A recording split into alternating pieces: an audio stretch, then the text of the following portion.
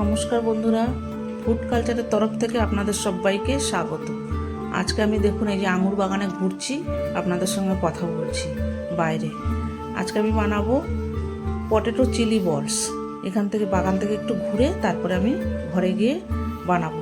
চলুন তাহলে এবারে যাই ঘরের দিকে, ঘরে গিয়ে বানাই পটেটো চিলি বলস। কীভাবে বানায় চলুন আপনাদেরকে দেখাচ্ছি। এত মশা বাইরে, চলুন এবার ঘরে যাই, ঘরে গিয়ে বানাবো।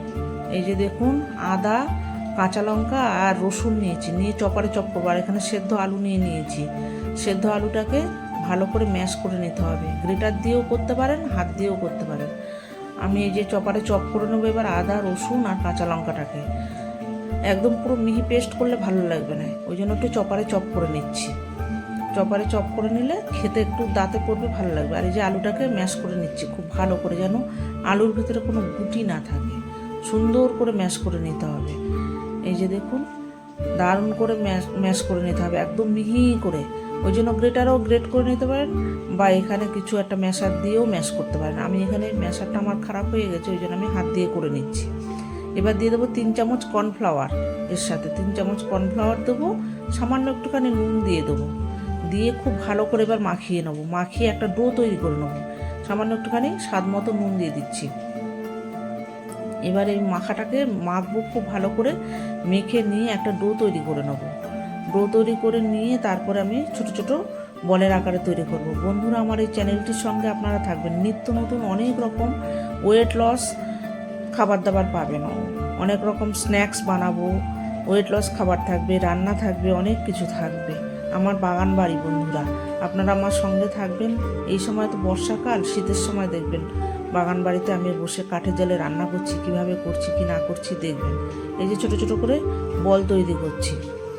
এই বলগুলোকে এবারে ছোট্ট ছোট করে আপনি ছোট করতে পারেন, মাঝারি করতে পারেন, যেমন খুশি করতে পারেন। এই ফুড কালচার চ্যানেলের সঙ্গে আপনারা থাকবেন, সঙ্গে থাকবেন, চ্যানেলটির সঙ্গে থাকবেন, সাবস্ক্রাইব করবেন, লাইক করবেন, প্রচুর প্রচুর শেয়ার করবেন। এই যে দেখুন, জলটা ফুটে গেছে। এবার এই যে বলসগুলো যে তৈরি করেছে, সেই বলসগুলোকে একটু সেদ্ধ করে নেব। ওদিকে আমি জল রেডি করে রেখেছি, বরফ জল। ঠান্ডা বরফ জলের ভেতরে আমি এই সেদ্ধ বলগুলোকে 1 থেকে 2 মিনিট সেদ্ধ করবেন। সেদ্ধ করে নিয়ে এবার ঠান্ডা বরফ জলের ভেতরে আপনি দিয়ে দেবেন এগুলো, যাতে একটু একেবারে গলে না যায়। গরম গরম থাকলে গলে যাবে, ওই জন্য একটু বরফ জলের ভেতর দিলে কী হবে, আবার একটু শক্ত হয়ে যাবে। তারপরে আবার ঠান্ডা জলে থাকলে তারপরে আবার কিছুক্ষণ পরে আবার ঠান্ডা জল থেকে ছেঁকে তুলে নেব। ছেঁকে তুলে না নিলে আবার রান্না করতে অসুবিধা হবে। এই যে ছেঁকে তুলে নিয়েছি বরফ জল থেকে ছেঁকে। এবার ফ্রাইং প্যান বসিয়ে দিয়েছি। ফ্রাইং প্যানের ভিতরে এবারে একটু সামান্য অলিভ অয়েল দিয়ে দিয়েছি। অলিভ অয়েল দিয়ে এবার এই যে যেটা চপ করেছি সেই চপ দিয়ে দিলাম। আর এখানে একটু চিলি ফ্লেক্স দিচ্ছি। আদা রসুনের কাঁচা গন্ধটা চলে যাওয়া পর্যন্ত এবার ভালো করে ভাজাভাজি করব। চিলি ফ্লেক্স একটু দিলাম, দিয়ে এবার একটু নাড়াচাড়া করে নিয়ে একটু ভাজাভাজি করে নেবো। এই যে সাদা তেল দিচ্ছি, সাদা তিলটা দিতে হবে। এটা চাইনিজ রান্না তো, এখানে সাদা তিল দেবো। আবার একটু চাইনিজ, সঙ্গে আবার একটু ইন্ডিয়ান ছোঁয়াও দিয়ে দেবো লাস্টে। আপনার যেমন খুশি তেমন করে করতে পারেন। এখানে একটু কাশ্মীরি রেড চিলি পাউডার দিয়ে দিলাম, কালারটা যাতে একটু ভালো হয়। এটা আপনারা দিতেও পারেন, নাও দিতে পারেন। লঙ্কাটা যাতে পুড়ে না যায়, মশলাটা যাতে পুড়ে না যায়, যার জন্য একটু সামান্য জল দিয়ে দিলাম। এবার দিয়ে দিচ্ছি একটু সয়া সস অল্প করে। আর তারপরে দেবো একটু টমেটো কেচাপ। সসগুলোর ভেতরে নুন দেওয়া আছে, যেহেতু নুনটাকে বুঝে দেবেন আপনারা। এইবার সয়া সস দিয়ে একটু ভালো করে নাড়াচাড়া করে নিয়ে দেবো একটু টমেটো কেচাপ দিয়ে এর সাথে একটু এই যে টমেটো কেচাপ দিচ্ছি, দিয়ে একটু ভালো করে নাড়াচাড়া করে নিয়ে তারপরে মশলাটা যখন রেডি হয়ে যাবে তখন দিয়ে দেবো বলসগুলোকে। যে বলসগুলোকে ছেঁকে রেখে দিয়েছি, ওই বলসগুলোকে এবার আমি দিয়ে দেবো। দেখুন, এই যে বলসগুলোকে দিয়ে দিচ্ছি। খুব হেলদি রেসিপি বন্ধুরা, দারুণ হেলদি এটা।